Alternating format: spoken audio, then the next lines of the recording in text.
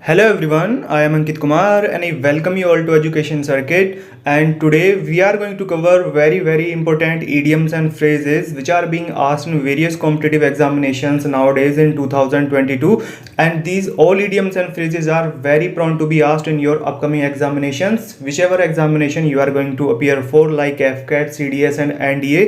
Specially देखो FCAT examination में वो क्वेश्चंस अक्सर पूछे जाते हैं जो कि अदर एग्जामिनेशंस में पूछे जाते हैं, राइट। तो देखो FCAT एग्जामिनेशन के लिए काफ़ी इंपॉर्टेंट है और ये CDS और NDA के लिए भी काफ़ी इंपॉर्टेंट है। काफ़ी इंपॉर्टेंट ये इसलिए है, जैसे ही आप इनको पेपर में देखेंगे तो आप नर्वस हो जाएंगे। क्यों? क्योंकि ये बहुत ही कम देखने को मिल रहे हैं आजकल, ये नए इडियम्स हैं, राइट। और इसमें हम अपना कॉमन सेंस भी लगाते हैं। देखो इडियम्स एंड फ्रेजेस में हम अपना थोड़ा कॉमन सेंस लगाते हैं तो हमको पता चल जाता है, हिंट मिल जाता है कि भाई इसका आंसर क्या होना चाहिए। लेकिन ये जो हैं ये ऐसे इडियम्स एंड फ्रेजेस हैं, यदि आप इनमें अपना कॉमन सेंस लगाएंगे भी, पहली बात तो लगेगा नहीं, and second thing, if you are able to use your common sense then there is high probability of getting your question wrong. ठीक है, आपका क्वेश्चन गलत होगा, उसके बहुत ज़्यादा चांसेस होंगे। तो चलिए देखते हैं ये कौन कौन से इडियम्स एंड फ्रेजेस हैं। We are going to cover some of them which are very important for your all upcoming competitive examinations. Okay, चलिए शुरू करते हैं। बिफोर स्टार्टिंग इसी टाइप की क्लासेस टाइम टू टाइम पाने के लिए चैनल को सब्सक्राइब कर लेना और बेल आइकन पर क्लिक करके उसको जरूर एक्टिवेट कर लेना, जिससे कि आपको क्लासेस के नोटिफिकेशंस मिलते रहें। और टेस्ट वगैरह जो आपको देने हैं, जैसे कि मॉक टेस्ट होते हैं, तो उसके लिए आपको एजुकेशन सर्किट का जो एप्लीकेशन है गूगल प्ले स्टोर से, वो आपको डाउनलोड करना होगा, या आप डायरेक्टली भी उसको डाउनलोड कर सकते हैं। लिंक नीचे डिस्क्रिप्शन बॉक्स में दिया हुआ है। ओके, चलिए शुरू करते हैं। देखो, लूज काउंट ऑफ, किसी चीज़ की हम काउंटिंग कर रहे हैं और हम उसको भूल जाएं। ओके, काउंटिंग कर रहे हैं, काउंटिंग करते करते हम उस चीज़ को भूल जाएं, या किसी चीज़ की जो काउंटिंग है, जो नंबर है, वो हम भूल जाएं, हमको याद नहीं है, पहले हमने की है लेकिन हम भूल जाएं, या कोई डेटा है, कोई फिगर है, काउंटिंग है, जैसे कि कोई पॉपुलेशन हो सकती है या कोई कैलकुलेशन हो सकती है। ओके, तो उसकी जो काउंटिंग थी हम उसको भूल जाएं। Lose counting of anything, counting of population, counting of number of mangoes, कुछ भी हो सकता है, मतलब हम भूल जाएं, हम उसको भूल जाएं। तो इसका मतलब क्या होगा? भूलना। ऑप्शंस देखो क्या है, waste a lot of money, ये होगा क्या? नहीं होगा, क्योंकि बात हो रही है भूलने से रिलेटेड। लेकिन ऑप्शन नंबर 1 में बोल रहा है कि मनी को वेस्ट करना, यानी कि उसको तेजी से स्पेंड करना। ओके, डी ऑप्शन क्या है, समथिंग दैट हैपन्स रेयरली, तो ये होगा क्या? रेयरली होना होगा क्या? कभी कभी कोई बात होना होगा क्या? नहीं होगा। हमारा जो ईडियम है उसका मतलब है भूलना, तो ऑप्शन नंबर डी भी नहीं होगा। ऑप्शन नंबर सी क्या है, depend on others for help, बताइए इसमें डिपेंडेंसी की बात हो रही है क्या? नहीं हो रही है, तो ऑप्शन नंबर सी भी नहीं होगा। ऑप्शन नंबर बी क्या है, forget the accurate total. Okay, this will be our correct answer. Option number B is our answer, forget. अब देखो यहाँ पर ये जो ऑप्शन नंबर बी में इसने लिखा है फॉरगेट द एक्यूरेट टोटल, यहाँ पे ये कुछ और भी बात लिख सकता है, कोई और भी लाइन लिख सकता है, लेकिन वो होगी फॉरगेट से रिलेटेड ही, भूलने से रिलेटेड ही होगी। ठीक है, तो देखो जो आपके वहाँ पर 4 ऑप्शंस हैं उनमें से आपको अपना कॉमन सेंस लगा के most appropriate answer find out करना होता है। लूज मतलब किसी भी चीज़ पर हमारी पकड़ ढीली पड़ जाना, यानी कि हम भूल रहे हैं। ओके, और काउंटिंग, किसी भी चीज़ की काउंटिंग, कोई भी नंबर या फिगर है उसको हम भूल रहे हैं, तो forget the accurate total. Okay, चलिए आगे बढ़ते हैं। नेक्स्ट क्या है, बॉटम लाइन। ओके, देखो बॉटम लाइन से ज़्यादातर बच्चे क्या समझेंगे कि वो चीज़ जो बॉटम से भी नीचे है, मतलब जो बिल्कुल भी इंपॉर्टेंट नहीं है, उसकी कोई भी इंपॉर्टेंसी नहीं है। अब देखो यदि आप अपना कॉमन सेंस लगाओगे तो आप आंसर लगा के आओगे the thing which is very less important. ठीक है, उसकी इंपॉर्टेंसी है ही नहीं, वो बहुत ही मतलब यूजलेस थिंग है। लेकिन इसमें इसका जस्ट अपोजिट है। ओके, देखो आपने क्या सोच के दिमाग लगाया है वो आपकी थिंकिंग है, आपकी साइकोलॉजी है, आपकी पर्सनैलिटी है, लेकिन ईडियम क्या सोच के बना हुआ है वो अलग बात है। ज़्यादातर जो इंग्लिश के ईडियम्स हैं वो अदर कंट्रीज से बने हुए हैं, फॉरेन कंट्रीज से, ग्रीक मिथोलॉजी से हैं, या और किसी कल्चर से हैं। तो उसके पीछे की कहानी क्या है, सबका एक अपना अलग अलग लॉजिक है, तो वहाँ से बनते हैं। तो ये जो ऐसे ईडियम्स हैं इनको हम कॉमन सेंस लगा के अटेम्प्ट करने की कोशिश भी करेंगे तो उसके गलत होने के चांसेस बहुत ज़्यादा हैं। ओके, देखो बॉटम लाइन का मतलब क्या होता है, something which is very important. अब देखो आप इसको याद कैसे करोगे, बॉटम में आना, देखो कोई भी चीज़ है, माना कोई बकेट ऑफ वाटर है, राइट, और उसमें आप कोई भी स्टोन डालो या कोई भी चीज़ डालो, सॉल्ट डालो या शुगर के उसमें आप क्यूब्स डालो, तो सबसे नीचे जो चीज़ जाएगी वो जाएगी जो सबसे भारी होगी, जिसमें ज़्यादा वजन होगा। कोई भी कार है या कोई भी इंसान है, उसके पास में ज़्यादा अमाउंट ऑफ मनी है, तो वो क्या होगा, वो इंपॉर्टेंट पर्सन होगा, राइट। तो इंपॉर्टेंट थिंग जो होंगी वो बॉटम में ही रहेंगी। ये देखो बैंकिंग में ज़्यादा इस्तेमाल होने वाली टर्म है, जो बड़ी बड़ी कंपनीज होती थी उनके जो अकाउंट होते थे, उनको लोन देना, प्रॉफिट लॉस जो भी होता था उसको बॉटम लाइन में रखा जाता था, बैंकिंग में इस टर्म को इस्तेमाल किया जाता था, राइट। अब देखो इसके हिसाब से ये जो इसका मेन रीजन है उसके हिसाब से इसका आंसर क्या है, which is something very very important. Options क्या है, ऑप्शन नंबर 1 में क्या दिया हुआ है, एन इम्पॉसिबल टास्क। बताइए इसका मतलब ये होगा क्या, इंपॉर्टेंसी के बारे में बता रहा है क्या, नहीं बता रहा है, तो ये हमारे क्वेश्चन का आंसर नहीं होगा।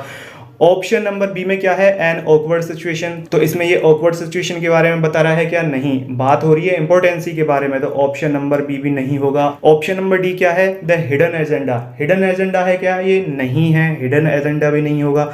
ऑप्शन नंबर सी क्या है, the most important fact. Okay, this will be our answer, option number C is the right answer, right. देखो यदि आपको ये अच्छे लग रहे हैं तो लाइक जरूर करना, ओके। लाइक और शेयर से और आपकी जो कमेंट होती हैं उसी से ये पता चलता है कि जो चीज़ें हम बना रहे हैं, जो आपको प्रोवाइड करा रहे हैं, इट इज़ यूजफुल और नॉट। जितने ज़्यादा लाइक होते हैं उससे ये पता चलता है कि हाँ भाई बच्चों को ये चीज़ें समझ आ रही हैं, अच्छा लग रहा है और उनको ये यूजफुल लग रहा है, ओके। तो ये सभी चीज़ें काफ़ी इंपॉर्टेंट होती हैं स्टूडेंट और टीचर के बीच में कम्युनिकेशन को पॉसिबल बनाने के लिए और एक दूसरे के मन की बात को समझने के लिए, ओके। चलिए आगे बढ़ते हैं और इडियम्स एंड फ्रेजेस देखते हैं। देखो नंबर 3 क्या है, फॉलो सूट। फॉलो सूट, देखो फॉलो मतलब किसी भी चीज़ का अनुसरण करना और सूट मतलब अब ये सूट देखो वो नहीं है क्लॉथ वाला सूट में समझना, सूट का मतलब एक कलेक्शन, ओके। जैसे कि प्लेइंग कार्ड्स के सूट्स होते हैं कि हार्ट के कार्ड्स का एक सूट है या स्पेड के कार्ड्स का एक सूट है, ओके। तो देखो इसका मतलब क्या है, सूट, सूट में एक ही तरीके की चीज़ें होती हैं जिनकी प्रॉपर्टीज़, उनके जो भी नियम कायदे हैं वो सभी लगभग लगभग एक जैसे होते हैं। तो एक सूट में एक टाइप के लोग रहेंगे, जैसे कि कार्ड्स की ही अभी हम बात कर रहे हैं। हार्ड के कार्ड होंगे तो सभी देखो हार्ड वाले होंगे, उसमें थोड़ा थोड़ा बस चेंजेस होगा, राइट। स्पेड के कार्ड होंगे तो वो भी सारे स्पेड के ही होंगे, एक जैसे पत्ते होंगे, बस उनमें थोड़े थोड़े उनकी वरीयता बदलती हुई चली जाएगी, राइट। तो देखो सूट का मतलब होता है ऐसी चीज, ऐसा दायरा, ऐसा सर्कल जिसमें कि सभी चीज एक जैसी होती हो, तो यानी कि उसी चीज को फॉलो करना, हम जैसे बोलते हैं ना कि भेड़ चाल फॉलो करना, राइट, उसी तरीके से मिलता जुलता है। तो देखो फॉलो सूट, ऑप्शंस देखते हैं। Get on well with others, इसका मतलब क्या है, लोगों के साथ में, अदर्स के साथ में अपनी अच्छी बॉन्डिंग बनाना, ओके, अच्छे रिलेशंस डेवलप करना, फ्रेंडशिप अच्छे से बनाना। फॉलो सूट का मतलब ये होगा क्या, नहीं होगा। ऑप्शन नंबर बी क्या है, ट्राई ए कॉस्ट्यूम, तो बताइए यहाँ पर कॉस्ट्यूम को ट्राई करने की बात हो रही है क्या, नहीं हो रही है, कॉस्ट्यूम में तो कपड़े आ गए, राइट। ऑप्शन नंबर डी क्या है, देखो इनमें आपको कंफ्यूजन होगा, ऑप्शन नंबर सी और डी में, do the same as others and go after someone, right. आपको लगेगा ऑप्शन नंबर डी है कि भाई गो आफ्टर समवन में भी कि भाई वो फॉलो ही तो कर रहा है दूसरे इंसान को, देखो एज इट इज फॉलो कर रहा है। और ऑप्शन नंबर सी में क्या है, do the same thing which is being done by others, right. तो देखो इनमें हम किस तरीके से फाइंड आउट करेंगे कि मोस्ट अप्रोप्रिएट आंसर कौन सा है। देखो ऑप्शन नंबर डी देखते हैं, इसमें वो फॉलो कर रहा है एक पर्सन को, गो आफ्टर समवन, लेकिन यहाँ पर बात हो रही है सूट की, और सूट में क्या होता है, काफ़ी सारे लोग होते हैं, काफ़ी सारी चीज़ें होती हैं, उनका एक कलेक्शन होता है, एक ग्रुप होता है, ओके। तो जो ग्रुप में बात हो रही है, जिस तरीके से एक ग्रुप चल रहा है, जो उनका आउटकम आ रहा है, कंक्लूजन आ रहा है, कोई भी बात है, डिस्कशन चल रहा है या कोई भी काम कर रहे हैं, किसी भी पॉइंट पर वो अपने व्यूज़ रख रहे हैं, तो पूरे ग्रुप का एक जैसा ही व्यू है, तो उस पूरे ग्रुप को फॉलो करना। तो अब देखो इसमें कौन सा मोस्ट अप्रोप्रिएट आंसर है, option number C will be the most appropriate answer, because इसमें देखो अदर्स है, प्लूरल है, ओके, काफ़ी सारे लोग हैं और वो जो भी लोग हैं उनका एक सूट है, यानी कि एक सर्कल है और एक ग्रुप बना हुआ है और उसमें सभी लोग एक जैसी अपनी विचारधारा रखते हैं, तो उसको फॉलो करना, do the same thing which is being done by others also, okay. तो देखो हमारे क्वेश्चन का आंसर क्या होगा, ऑप्शन नंबर सी होगा। मीनिंग हमको पता होता है, इसका ईडियम का हमको मीनिंग पता होता है, लेकिन जब ऑप्शंस में से राइट ऑप्शन चूज करने की बात आती है तब हम कंफ्यूज हो जाते हैं और फिर हमारा क्वेश्चन गलत हो जाता है, राइट। तो देखो इन चीज़ों को भी आपको समझने की जरूरत है, ये आपकी रीजनिंग एबिलिटी है, इंग्लिश में भी आपकी रीजनिंग एबिलिटी लग रही है, रीजनिंग में तो होगी ही लेकिन यहाँ पर भी, okay. Let's move on. Number 4 क्या है, लॉक हॉर्न्स। देखो हॉर्न्स का मतलब क्या होता है, सींग, और लॉक मतलब एक तरीके से भिड़ जाना, फंस जाना, ओके, एक तरीके से वो भिड़ जा रहे हैं। तो देखो सींग कब भिड़ते हैं, लॉक कब होते हैं, आपने देखा होगा बुल्स को देखा होगा या ऑक्सिस को देखा होगा या डियर्स को देखा होगा, जब उनके बीच में काफ़ी राइवलरी होती है, तो जब उनकी लड़ाई हो रही होती है तो देखो बिल्कुल ऐसे लड़ते हैं कि एक भी एक दूसरे से पीछे को हटने को तैयार नहीं, पूरी तरीके से भिड़े होते हैं और सींग में सींग भिड़े हुए होते हैं, हॉर्न्स उनके भिड़े हुए होते हैं।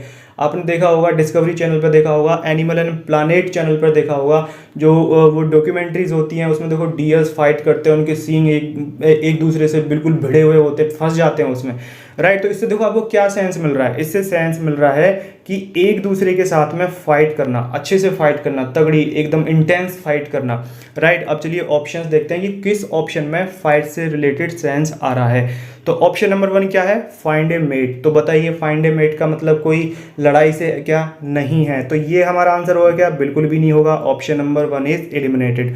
ओके, ऑप्शन नंबर बी में क्या है, मेक ए टीम। इसमें देखो टीम बन रही है क्या, टीम का फॉर्मेशन हो रहा है क्या, नहीं हो रहा है। ईडीएम में बात हो रही है लड़ाई की, लड़ाई झगड़े की, बिल्कुल राइवलरी होना, तो ऑप्शन नंबर बी होगा क्या, ये भी नहीं होगा। ऑप्शन नंबर डी क्या है, डिफीट समवन, राइट। देखो फिर इसमें इस तरीके से फंस रहा, ऑप्शन नंबर सी और option number D, fight with someone and defeat someone. इसमें देखो फिर बच्चे फंसेंगे कि बताइए इन दोनों में से कौन सा है, तो आपको मोस्ट एप्रोप्रिएट आंसर चूज करना है। ओके, डिफीट में क्या है, रिजल्ट आ गया है, फाइटिंग का रिजल्ट आ गया है, विक्ट्री और डिफीट डिसाइड हो गई है, कौन जीता कौन हारा। लेकिन जो ये क्वेश्चन है इसमें क्या है, इसमें अभी लड़ाई चल रही है, जो हॉर्न्स हैं वो अभी लॉक्ड हैं, एक दूसरे से भिड़े हुए हैं, तो यानी कि अभी लड़ाई चल रही है, तो लड़ाई के रिगार्डिंग बात हो रही है। तो बताइए हमारे क्वेश्चन का मोस्ट एप्रोप्रिएट आंसर क्या होगा, option number C will be the correct answer, fight with someone. Okay, चलिए आगे बढ़ते हैं। नंबर 5 देखो क्या है, hit a brick wall. Brick wall क्या होती है, ईंटों की दीवार। ओके, ईंटों की दीवार। अब देखो दीवार भी कई तरीके की होती हैं, मिट्टी की भी होती हैं या लकड़ी की भी बना लेते हैं, लेकिन जो ईंट की दीवार होगी वो मजबूत होगी। ओके, वो जो टक्कर देगी वो अच्छी टक्कर देगी, वो एक मजबूत दीवार होगी। तो देखो क्या बोल रहा है इसमें, हिट ए ब्रिक वॉल, यानी कि हिट करना, उसको हिट करना, उससे भिड़ना, दीवार से भिड़ना।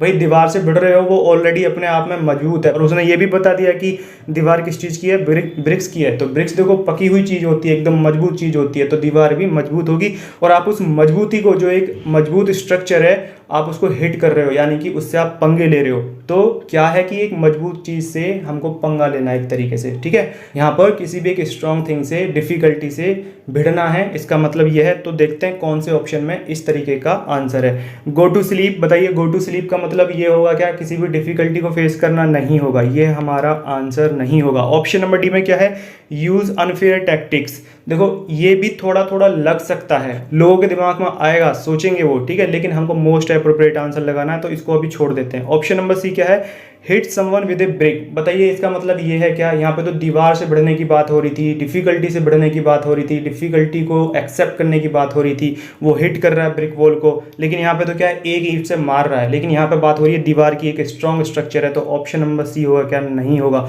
ऑप्शन नंबर बी में क्या है, एनकाउंटर एन ऑब्स्टिकल। ओके, अब देखो ऑप्शन नंबर बी और डी में कौन सा ज़्यादा इसके साथ में मैच हो रहा है, ठीक है, कौन सा जो हमारा क्वेश्चन है उसके साथ में मैच हो रहा है, हमको most appropriate answer find out करना है। तो देखो यूज अनफेयर टैक्टिक्स, ये मैच नहीं हो रहा है, लेकिन अभी देखो ऑप्शन नंबर बी जो है वो इसको बहुत अच्छे से परिभाषित कर रहा है, इसको बहुत अच्छे से एक्सप्लेन कर रहा है, और इसके साथ में काफ़ी अच्छे से रिलेट करता है। तो हमारे क्वेश्चन का आंसर क्या होगा, option number B will be the answer of this question. Okay, तो देखो ये हैं कुछ very very important idioms and phrases जो कि आजकल पूछे जा रहे हैं, क्योंकि जो पुराने ईडियम्स एंड फ्रेजेस हैं उनके बच्चे गो थ्रू हो चुके हैं, काफ़ी बच्चों को वो बहुत आसान है याद करना। आजकल देखो नए नए आ रहे हैं, और ये ईडियम्स और फ्रेजेस की कोई लिमिट नहीं है, पता नहीं कौन कौन से आ जाएं, कहाँ कहाँ से आ जाएं, राइट। आपको हमेशा नए ईडियम्स एंड फ्रेजेस वहाँ पर देखने को मिल सकते हैं, क्योंकि इनकी भी कोई लिमिट नहीं है। यदि आपको ये क्लास जो भी अभी हमने कवर किया है ये आपको पसंद आया हो तो लाइक और शेयर जरूर करना, और इसी टाइप के यदि आपको और भी चाहिए तो कमेंट बॉक्स में लिख के बताना, तभी मैं कंटिन्यू करूंगा। और लाइक जरूर करना, लाइक से ही मेरे को पता चलेगा whether it is useful for you और नॉट, राइट। एजुकेशन सर्किट का ऐप जरूर डाउनलोड कर लेना, लिंक नीचे डिस्क्रिप्शन बॉक्स में दिया हुआ है। चलिए आप अपनी तैयारी करते रहिए, अच्छे से तैयारी करिए, कोई भी कमी नहीं रहनी चाहिए, कोई भी लूप होल नहीं रहना चाहिए। Don't leave any stone unturned, and all the very best for your written examinations and then for SSB interview. And that's all for today in this class, bye for now.